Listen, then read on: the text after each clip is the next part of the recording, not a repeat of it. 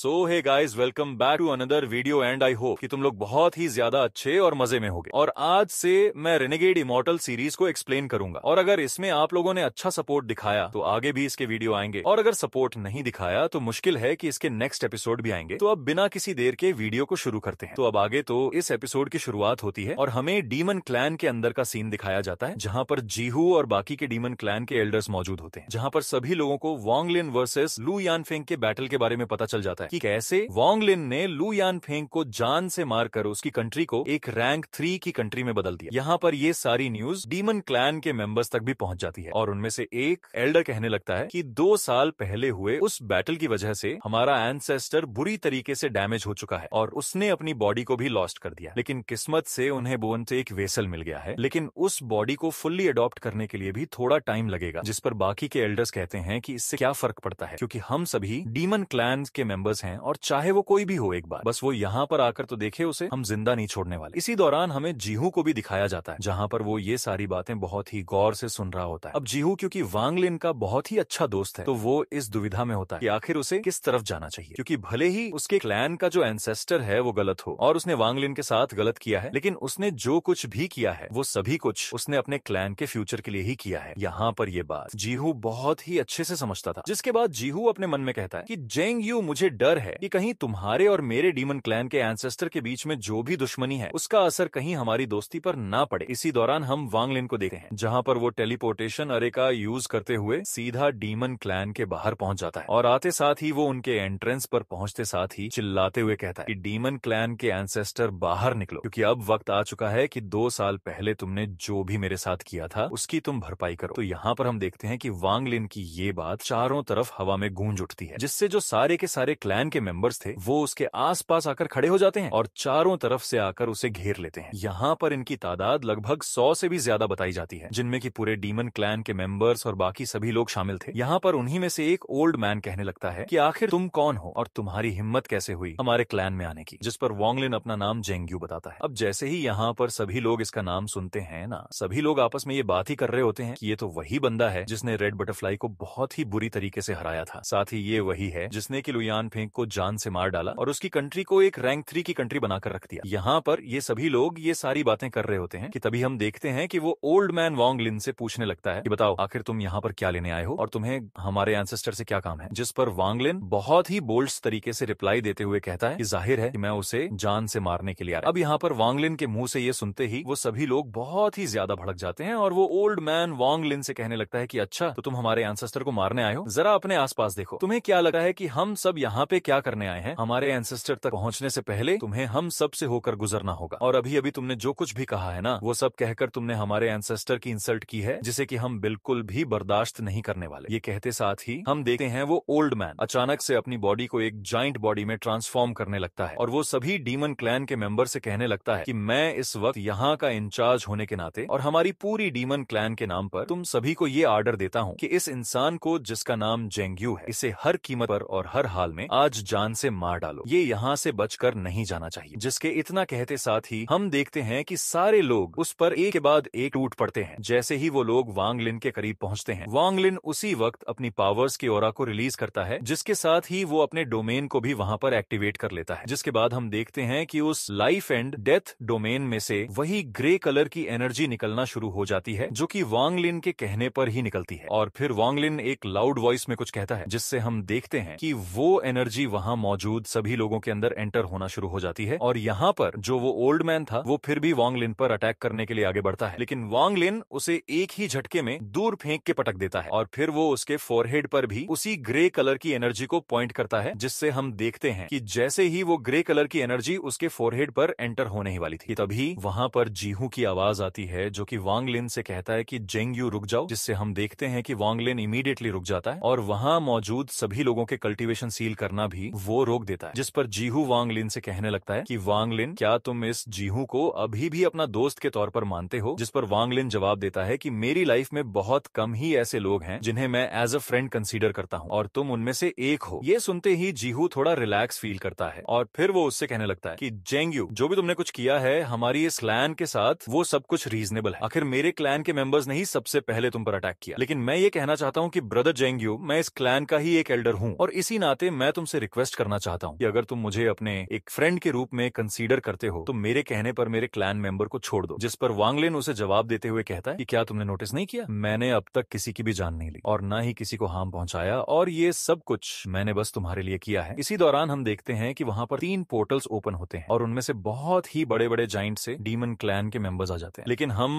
वांग लिन को देखते हैं जो कि जीहू से कहता है कि तुम बस मुझे अपने एंसेस्टर का पता बता दो, फिर मैं यहाँ से चला जाऊंगा। इसी दौरान हम देखते हैं कि जो सबसे बड़ा वाला डीमन वहां पर था वो वहां पर कहने लगता है कि हमारे एंसेस्टर तक पहुंचने से पहले तुम्हें मुझसे निपटना होगा। यहाँ पर जैसे ही वो उस पर अटैक करने के लिए आगे बढ़ता है, जीहू उससे कहने लगता है कि ब्रदर प्लीज ऐसा मत करो। लेकिन हम देखते हैं कि वो बंदा अपने जाइंट एक्स के साथ वांग लिन पर अटैक कर देता है। लेकिन हम देखते हैं कि वांग लिन पहले तो उसके एक्स को रोकता है और फिर उसके पेट में एक जोरदार पंच मारकर उसे दूर फेंक देता है, जिसे बाकी के 2 बंदे संभाल लेते हैं। इसी दौरान जीहू उससे कहने लगता है ब्रदर जेंग यू प्लीज समझने की कोशिश करो, हम सभी तुम्हारे दुश्मन नहीं है। लेकिन वांग लिन उसकी एक बात नहीं सुनता और कहने लगता है कि मैंने अब तक किसी को भी जान से नहीं मारा, मुझे चुपचाप अपने एंसेस्टर का पता बता दो, मैं यहाँ से चला जाऊंगा, क्योंकि उसके पास मेरी सेलेस्टियल स्वॉर्ड भी है जिससे कि मुझे उसे वापस भी लेना है। जिस पर जीहू उसे कहने लगता है कि माफ करना, पर हम में से किसी को भी नहीं पता कि आखिर हमारा एंसेस्टर कहाँ पर है और हम बस एक तरीके के फॉर्मेशन को एक्टिवेट करके ही उनसे कांटेक्ट कर पाते हैं। हम तुम्हारे लिए उस फॉर्मेशन को क्रिएट कर देंगे, जिसके बाद तुम उनसे कांटेक्ट कर लेना और फिर जैसे ही तुम्हारी स्वॉर्ड तुम्हें मिल जाए तुम यहाँ से चले जाना। जिस पर वांग लिन हाँ में जवाब देता है। यहाँ पर जैसे ही वांग लिन से रिप्लाई मिलता है, जीहू अपने बाकी के 3 एल्डर से कहने लगता है कि मैं इस वक्त यहाँ का यंग मास्टर होने के नाते तुम सभी को ऑर्डर देता हूँ कि इसी वक्त मेरे ऑर्डर को फॉलो करो और टोंग तियान फॉर्मेशन को ओपन करो। यहाँ पर जैसे ही वो लोग टोंग तियान फॉर्मेशन का नाम सुनते हैं, वो सभी लोग अलर्ट हो जाते हैं और वो लोग वैसा ही करते हैं जैसा कि जीहू ने उनसे कहा है। जिसके बाद हम देखते हैं कि नेक्स्ट सीन में वो सभी लोग वहां पर एक अजीब टाइप के स्पेल को वहां पर कास्ट करना शुरू कर देते हैं, जिसके तहत हम देखते हैं कि वो लोग को बहुत ही बुरी तरीके से स्पेल कास्ट कर रहे होते हैं। उनके वर्ड्स इतने ज्यादा लाउड होते हैं कि चारों तरफ ये वर्ड्स गूंजना शुरू हो जाते हैं। इसी दौरान हम देखते हैं कि वो फॉर्मेशन ग्लो करता है और फिर हम देखते हैं कि उस फॉर्मेशन के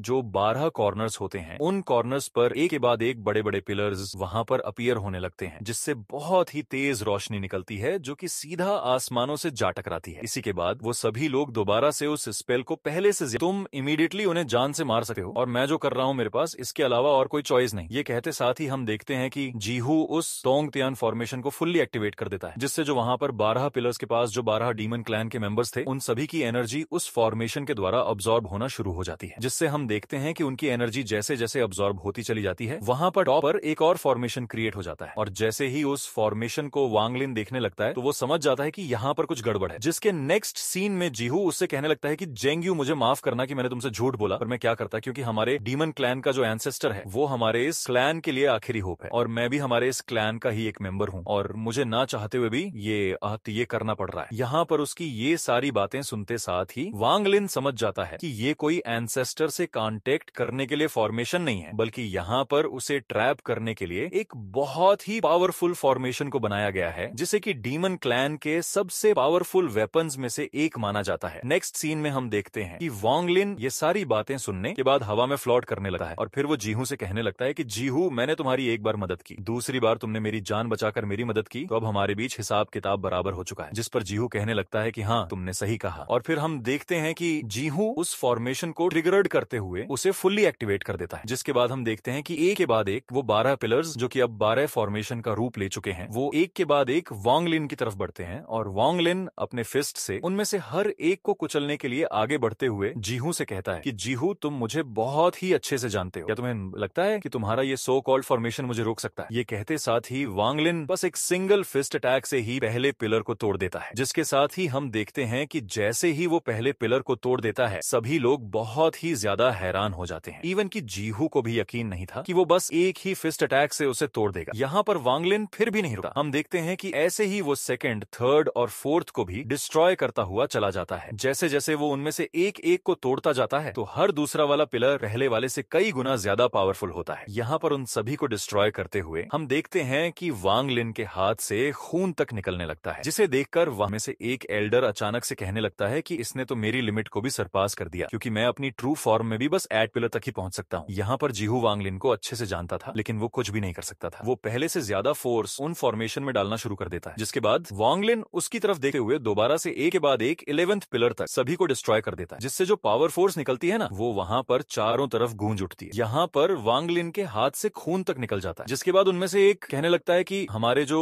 डीमन क्लैन के एंसेस्टर हैं वो खुद 11th पिलर तक ही पहुंच सकते हैं, वो भी अपनी ट्रू ट्रू फॉर्म के साथ। तो आखिर ये बंदा ऐसा कैसे कर सकता है? इसी के नेक्स्ट सीन में हम देखते हैं वांग लिन जीहू से कहने लगता है कि मैंने कहा था ना कि तुम्हारा ये सो कॉल्ड फॉर्मेशन मुझे यहाँ पे नहीं रोक सकता। और फिर वांग लिन अपने दोनों बॉडी को फ्यूज कर लेता है, जिसके बाद वो अपने एंशिएंट गॉड बॉडी वाले फॉर्म में आ जाता है। यहाँ पर उसके इस फॉर्म को देखने के बाद जीहू भी सभी से कहता है कि तुम सभी लोग अपनी जी जान लगा दो, और जो लास्ट फॉर्मेशन होता है उस पर वो लोग बहुत ही ज्यादा पावर डालने लगे। जिसके बाद हम देखते हैं कि वांग लिन उस लास्ट पिलर को भी तोड़ने के लिए अपने फिस्ट को रेडी करता है और बहुत ही तेजी के साथ उसके तरफ बढ़ने लगता है। जिसके बाद हम देखते हैं कि उस पिलर में से भी एक बहुत ही पावरफुल सा एक मिस्टीरियस वेपन टाइप की चीज वांग लिन की तरफ बढ़ती है, जो कि बहुत ही ज्यादा शार्प होती है। जिसके बाद जैसे ही वो चीज वांग लिन के उस फिस्ट अटैक से टकराती है, हम देखते हैं कि सारे लोग अपने डबल प्रेशर को उस पर डालने लगते हैं। यहाँ पर वांग लिन भी उस पर प्रेशर डालने लगता है, जिससे वो लास्ट पिलर और वो शार्प ऑब्जेक्ट वाली चीज पूरी तरीके से डिस्ट्रॉय हो जाती है, जिससे वहां पर एक काफी ज्यादा खतरनाक एनर्जी ब्लास्ट होता है और वहां मौजूद सभी लोगों को एक इतना पावरफुल शॉक वेव हिट होता है कि वो सभी लोग दूर खिसक जाते हैं। जहां पर दूर से लियूमी भी ये सारा नजारा देखते हुए कहती है कि अच्छा तो ये है तुम्हारी ट्रू स्ट्रेंथ, लगता है कि मेरे मास्टर ने भी तुम्हें बहुत ही ज्यादा अंडर एस्टिमेट कर लिया है। जिसके बाद वांग लिन हवा में सभी से कहने लगता है कि मैंने तुम सभी से ऑलरेडी कहा है, मुझे चुपचाप अपने एंसेस्टर का पता बता दो, वरना आज मैं यहाँ पर इस पूरे इलाके को तबाह और बर्बाद कर दूंगा। और फिर हम देखते हैं कि वांग लिन अपने ओरा को रिलीज करता है, जिसके बाद वांग लिन चिल्लाते हुए कहता है कि डीमन क्लैन के एंसेस्टर बाहर निकलो। यहाँ पर उसकी आवाज इस हद तक गूंजती है कि दूर पहाड़ों के नीचे मौजूद एक छोटी सी केव जिसके अंदर की वो एंसेस्टर बैठा हुआ होता है, उसे भी वांग लिन की आवाज बहुत ही साफ और अच्छे से सुनाई देती है। इसी दौरान हम देखते हैं कि वांग लिन की आवाज यहाँ पर शू लिहू भी सुन लेता है। यहाँ पर डीमन क्लैन का एंसेस्टर अपने मन में कहने लगता है कि ये सही वक्त नहीं है उससे फाइट करने का। जिसके बाद वो कहने लगता है कि जेंग यू, तुम्हें मरने की बहुत जल्दी है और मेरे पास अभी तुमसे लड़ने का टाइम नहीं, क्योंकि मेरे क्लैन मेंबर्स ही तुम्हारे लिए इनफ होंगे। बस एक बार मैं खुद को हील कर लूं और मेरी स्ट्रेंथ वापस आ जाए, मैं फिर तुम्हें वहां पर आकर देख लूंगा। और लगता है कि तुम्हें मरने की इतनी ज्यादा जल्दी है कि तुम यहाँ पर आकर इतना ज्यादा ऊंचे पावरफुल प्रेशर को भी डालने लगता है और फिर उनके बॉडी में इंसर्ट होना शुरू कर देता है। जिसके बाद हम देखते हैं कि वांग लिन उन सभी के कल्टीवेशन को सील करना शुरू कर देता है, और जो दिखने में बहुत ही ज्यादा टेरिफाइंग होता है। यहाँ पर सभी लोग कुछ नहीं कह पा रहे थे, बस वहां पर चुपचाप उसके पावर को फील कर रहे थे, जो कि उनके कल्टीवेशन को उनके बॉडी के अंदर पूरी तरीके से ब्लॉक करने में लगी हुई थी। इसी के नेक्स्ट सीन में हम वापस से उसी केव का सीन देखते हैं जहां पर कि वो एंसेस्टर छुपा हुआ था। कि तभी अचानक से हम देखते हैं कि उसके पास से शू लिहू उसे कहने लगता है कि मास्टर प्लीज मुझे बाहर आने दो, आज तो मैं इसे जान से मार डालूंगा। यहाँ पर शू लिहू को इतना ज्यादा उछलता हुआ देखकर वो एंसेस्टर भी उसे स्वॉर्ड से बाहर निकालता है। जिसके बाद जैसे ही वो सामने आता है, वो उस एंसेस्टर से कहता है मास्टर चलो साथ में चलते हैं और आज सारा हिसाब किताब इससे बराबर कर लेते हैं। जिस पर वो डीमन क्लैन का एंसेस्टर उसका ये रवैया देखकर बहुत ही ज्यादा खुश होता है और वो उसे कहने लगता है कि तुम्हें नहीं लगता है कि तुमने उसके लिए कुछ ज्यादा गुस्सा अपने अंदर पाल रखी है, क्योंकि इतने सालों तक वो तुम्हारा मास्टर हुआ करता था। जिस पर शू लिहू कहने लगता है मास्टर, भला वो मेरा मास्टर कैसे बन सकता है जो मुझे हमेशा एक नौकर की तरह ही ट्रीट करता है। मैं तो आप जैसे किसी मास्टर से बिलोंग करना चाहता हूँ जो कि बहुत ही ज्यादा माइटी और पावरफुल हो। जिस पर डीमन क्लैन का एंसेस्टर कहने लगता है कि फिलहाल के लिए थोड़ी देर रुक जाते हैं, क्योंकि एक बार बस मैं इस बॉडी को पूरी तरीके से ऑब्जॉर्व कर लूं और मेरी स्ट्रेंथ भी पूरी तरीके से रिकवर हो जाए, फिर इससे जाकर मजा चखाएंगे, क्योंकि इस वक्त मेरी स्ट्रेंथ बस 70% ही है। यहाँ पर ये सुनते साथ ही शू लिहू उसके पास जाकर कहने लगता है कि मास्टर अगर मेरी माने तो आप मुझे अकेले ही छोड़ दीजिए, मैं इसे सबक सिखाकर वापस आ जाऊंगा, आप तब तक हमारी फेरी सिस्टर के साथ आराम कीजिए। जिस पर वो एंसेस्टर उसे कहने लगता है कि नहीं, मैं इस वक्त कुछ भी नहीं करने वाला, क्योंकि भले ही जेंग यू मुझसे कमजोर हो लेकिन तुम कभी भी अकेले उसका सामना नहीं कर सकते, इसीलिए मैं चाहता हूँ कि तुम मेरे रिकवर होने तक का वेट करो। इसी दौरान हम देखते हैं कि वांग लिन अपने डिवाइन सेंसेस का यूज करते साथ ही वहां पर पहुंच जाता है जहां पर कि वो केव मौजूद था, और फिर वो अपने एक पावरफुल पंच से वहां पर एक जोरदार अटैक करके उस केव को डिस्ट्रॉय कर देता है, जिससे इमीडिएटली हम देखते हैं कि डीमन क्लैन का एंसेस्टर बाहर आ जाता है और वो उसे कहने लगता है कि लगता है कि तुम्हें मेरे हाथों से मरने की इतनी ज्यादा जल्दी है कि तुमसे रहा नहीं गया, तो चलो फिर तुम्हारी इस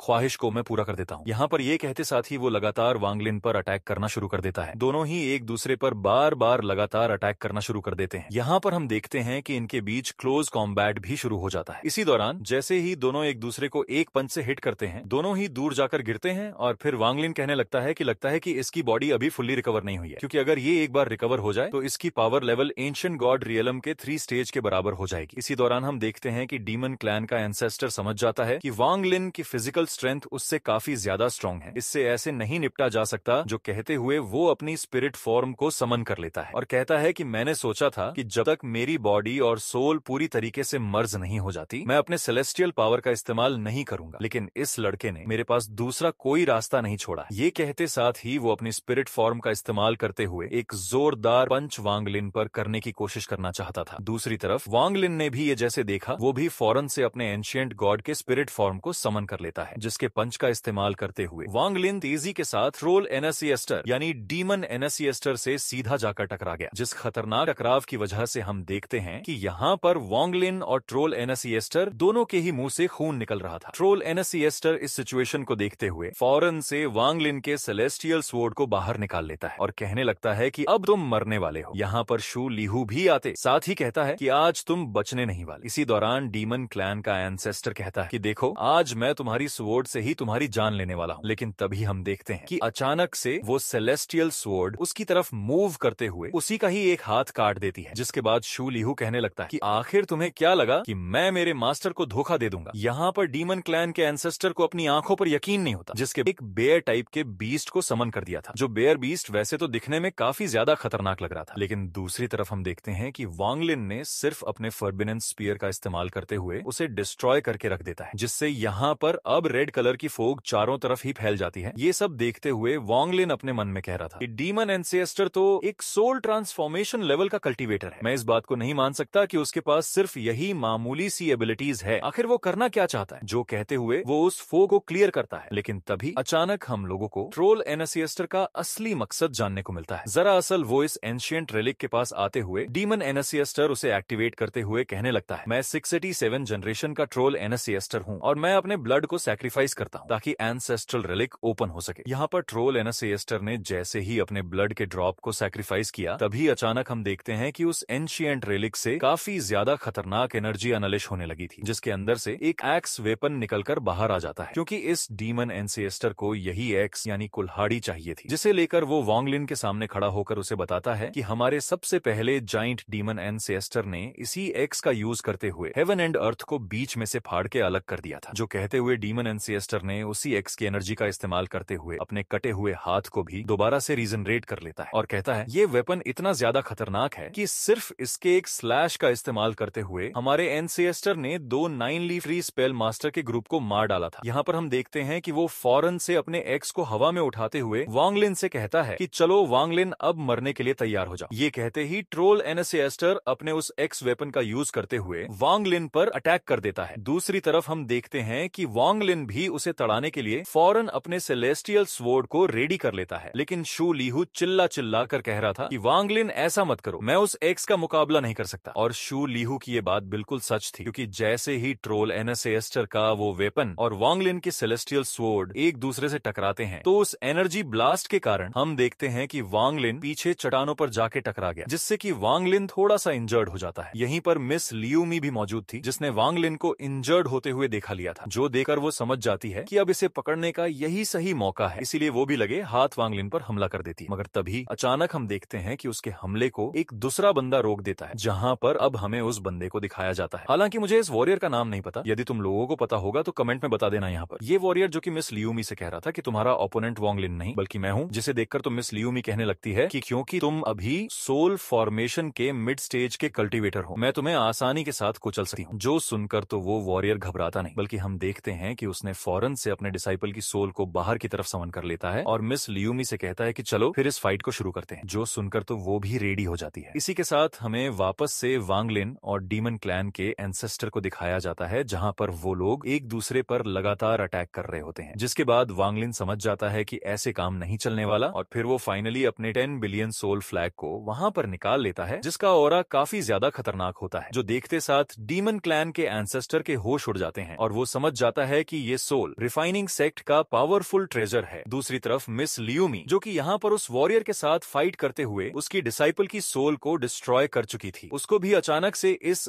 10 अरब सोल फ्लैग का ऑरा महसूस होता है, जिसे देखकर मिस ली, जिसके भागने के बाद सीन शिफ्ट होकर वापस से यहाँ ट्रोल एंसेस्टर पर आ जाता है। उस पर एक साथ कई सारे सोल्स अटैक कर रहे थे। वो बेचारा तो समझ ही नहीं पा रहा था कि आखिर वो किस किस सोल का मुकाबला करे। इतने सारे सोल्स का मुकाबला करते हुए अचानक उसके हाथ से वो एक्स वेपन नीचे की तरफ गिर जाता है, जबकि साथ ही साथ हम देखते हैं कि वांग लिन ने भी फौरन से अपने 10 बिलियन सोल फ्लैग के अंदर से वो 12 पावरफुल मेन सोल्स को बाहर निकालता है, जो सारे के सारे सोल ट्रांसफॉर्मेशन लेवल की सोल्स थी, जो कि आते साथ ही डीमन क्लैन के एंसेस्टर को अपने चेन्स में जकड़ लेती है, जहाँ पर फिर वॉन्गलिन अपने सोल्स को अटैक करने का इशारा करता है, जिसके साथ ही हम देखते हैं कि उन सारे के सारे सोल्स ने एक साथ ही यहाँ डीमन एंसिएस्टर पर अटैक करना शुरू कर देते हैं। और ये अटैक्स इतना ज्यादा पावरफुल था कि हम देखते हैं डीमन एंसिएस्टर की सोल दोबारा से उसकी फिजिकल बॉडी से निकलकर बाहर आ जाती है। यहाँ डीमन एंसिएस्टर बाहर की तरफ आते हुए कहने लगता है कि ये मेरी दूसरी फिजिकल बॉडी तुमने डिस्ट्रॉय कर दी, साथ ही साथ मेरी प्रीमोडियल सोल भी बुरी तरीके से इंजर्ड हो चुकी है। वांगलिन, इसका खामियाजा तो तुम्हें भुगतना होगा। ये कहते साथ ही डीमन एंसिएस्टर ने फौरन से अपनी इनेट डिवाइन एबिलिटी को एक्टिवेट करना शुरू कर देता है, जिस इनेट डिवाइन एबिलिटी के साथ ही हम देखते हैं कि डीमन एंसिएस्टर के पीछे एक बड़ा सा गेट ओपन हो जाता है। साथ ही वो